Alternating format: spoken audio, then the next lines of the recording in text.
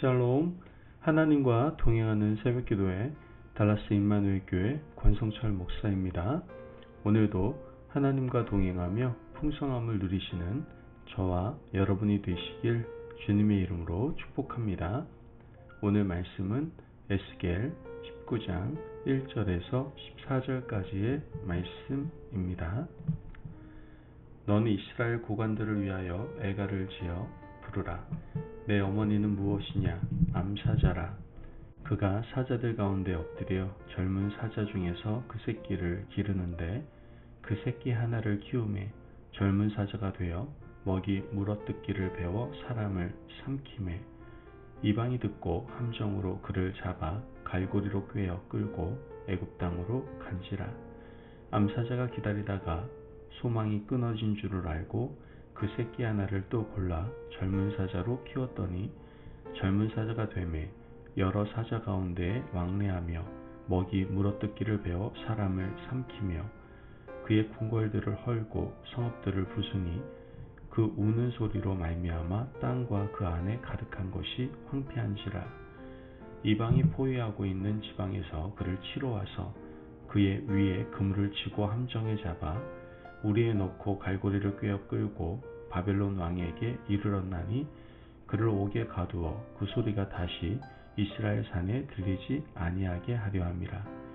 내 피의 어머니는 물가에 심겨진 포도나무 같아서 물이 많음으로 열매가 많고 가지가 무성하며 그 가지들은 강하여 권세 잡은 자의 규가 될 만한데 그 하나의 키가 붉은 가지 가운데에서 높았으며 많은 가지 가운데에서 뛰어나 보이다가 분노 중에 뽑혀서 땅에 던짐을 당하매 그 열매는 동풍에 마르고 그 강한 가지들은 꺾이고 말라 불에 탔더니 이제는 광야 메마르고 가물이 든 땅에 심어진 바 되고 불이 그 가지 중 하나에서부터 나와 그 열매를 태우니 권세 잡은 자의 규가 될 만한 강한 가지가 없도다 하라.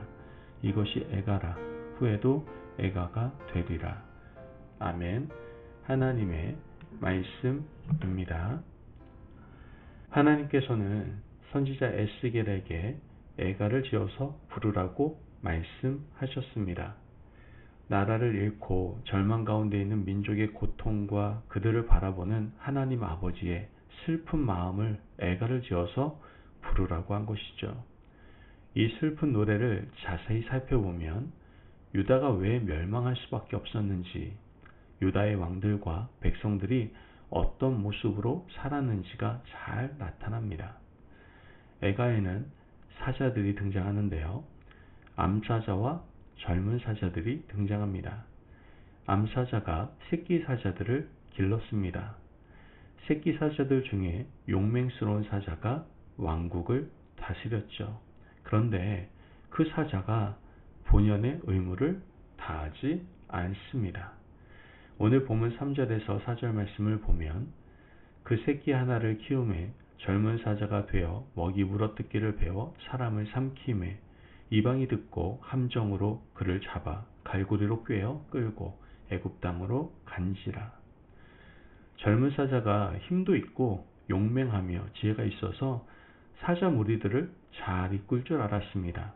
하지만 이 젊은 사자는 먹이를 물어뜯는 것처럼 사람을 물어뜯었습니다. 더 이상 젊은 사자를 둘 수 없었는데 이방인이 와서 그를 끌고 가버렸습니다. 그 이방인은 이집트 사람이었습니다.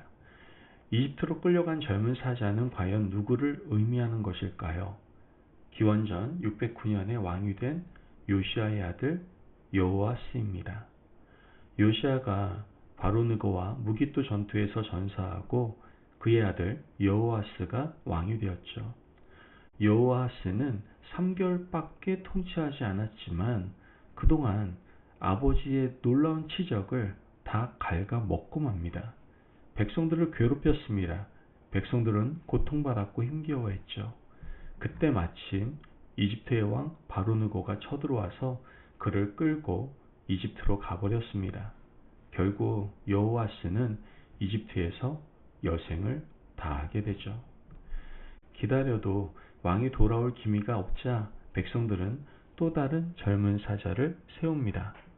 오늘 본문 5절에서 6절 말씀을 보면 암사자가 기다리다가 소망이 끊어진 줄을 알고 그 새끼 하나를 또 골라 젊은 사자로 키웠더니 젊은 사자가 되매 여러 사자 가운데 왕래하며 먹이 물어뜯기를 배워 사람을 삼키며.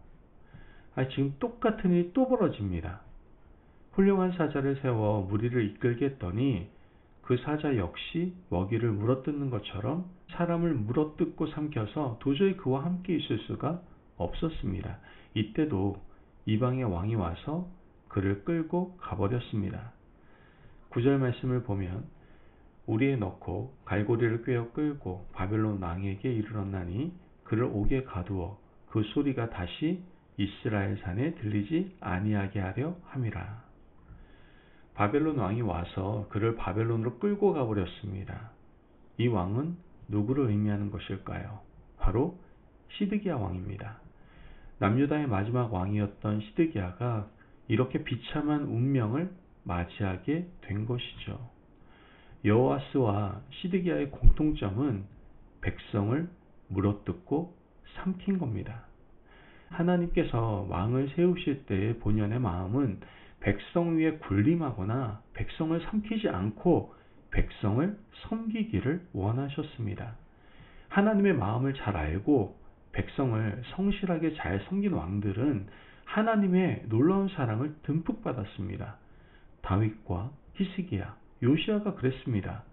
그런데 백성들을 섬기지 않고 백성 위에 군림하며 백성을 삼키고 자신의 입속을 챙기기 위해서 백성들을 이용한 왕들은 하나님께서 가만히 두시지 않았다는 것이죠. 그래서 본보기를 보여주신 겁니다.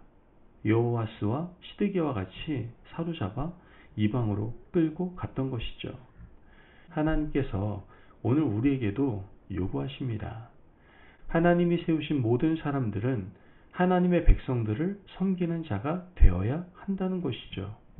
예수님께서 이 땅에 오셔서 자신의 존재 목적을 말씀하셨습니다. 나는 섬김을 받으러 온 것이 아니라 섬기러 왔노라. 이렇게 말씀하신 것처럼 우리도 예수님을 따르는 제자라면 사람들을 섬기는 자들이 되어야 한다는 것이죠. 교회는 이 일에 앞장서야 합니다. 세상을 섬기는 공동체가 되어야 하고 모든 성도들은 믿지 않는 백성들을 돌보고 섬기는 일에 앞장서야 합니다. 이것이 하나님이 우리를 세상 가운데 세우신 이유다라는 거예요. 하나님의 부르심을 받은 백성으로 섬기는 사명을 감당하지 못한다면 하나님의 뜻에 부합된 삶을 살지 못하고 있는 겁니다. 하나님께서는 애가를 통해서 왕들뿐만 아니라 백성들에 대한 실망도 표현하셨습니다. 10절 말씀을 보면 내 피의 어머니는 물가에 심겨진 포도나무 같아서 물이 많음으로 열매가 많고 가지가 무성하며. 하나님께서는 자신의 백성들을 포도나무로 자주 비유하셨습니다. 에스겔 15장에서도 그랬고 이사야서와 예레미야서에서도 포도나무 같다라고 말씀하셨죠. 포도나무의 존재 가치는 열매에 있습니다. 목재로도 쓸 수 없기 때문에 포도나무가 열매를 맺지 않으면 땔감으로밖에 쓸 수가 없습니다. 하나님께서는 원래 이스라엘 백성들을 물이 많은 물가에 심었기 때문에 그들은 열매가 많고 가지가 무성했습니다. 그런데 시간이 지날수록 물이 마르고 열매는 사라져서 이제는 땔감으로밖에 쓸 수 없게 되었다라고 말씀하십니다. 12절 말씀을 보면 분노 중에 뽑혀서 땅에 던짐을 당하며 그 열매는 동풍에 마르고 그 강한 가지들은 꺾이고 말라 불에 탔더니. 많은 물은 진리의 말씀을 의미합니다. 시냇가에 심겨진 나무처럼 우리가 하나님의 진리의 말씀 가운데 우리의 뿌리를 깊이 내리고 있다면 당연히 많은 열매를 맺게 될 겁니다. 그런데 하나님의 선민이지만 이들이 물가를 거부하고 자신들이 원하는 곳으로 옮겨 다니다가 열매를 맺지 못하면 뽑혀서 불에 탈 수밖에 없는 운명을 맞이하게 되는 겁니다. 여러분, 하나님의 백성들은 열매로 하나님을 기쁘시게 해야 합니다. 우리가 맺고 싶어하는 열매가 아니라 하나님께서 바라고 원하시는 열매를 맺어야 하는 것이죠. 하나님이 바라시는 열매는 세상을 유익하게 하고 주변 사람들이 행복한 열매, 즉 성령의 열매입니다. 내가 원하는 열매가 아니라 하나님께서 바라시는 열매를 맺어서 모든 백성들과 나를 심으신 하나님께 영광이 되는 삶을 살아가시기를 간절히 바랍니다. 그러므로 오늘 에스겔의 애가에 나오는 두 마리의 젊은 사자와 땔감으로 쓸 수밖에 없는 포도나무가 되지 마시고 하나님께서 기뻐하시는 사람들, 많은 물에 숨겨진 포도나무 같은 인생을 살아가시는 저와 여러분이 되시길 주님의 이름으로 축복합니다. 아멘. 기도하겠습니다. 사랑이 많으신 하나님 감사합니다. 오늘도 우리에게 귀한 말씀의 은혜 허락하심을 감사합니다. 하나님, 젊은 사자처럼 자기 방식대로 살지 않고 주변 사람들을 돌보며 사랑할 수 있는 저희들 되게 하여 주옵소서. 더 나아가 오직 하나님의 진리의 말씀에 뿌리를 둠으로 하나님을 기쁘시게 하는 삶, 하나님께 영광을 돌리는 삶을 살아가는 저희들 되게 하여 주옵소서. 감사하며 예수님의 이름으로 기도합니다. 아멘. 오늘도 하나님과 동행하며 풍성함을 누리시는 저와 여러분이 되시길 주님의 이름으로 축복합니다. 여러분, 이웃을 사랑하고 덕을 베풀며 진리의 말씀의 뿌리를 잘 내려서 많은 열매를 맺는 오늘 하루의 아름다운 인생이 되시기를 바랍니다. 말씀 안에서 승리하십시오.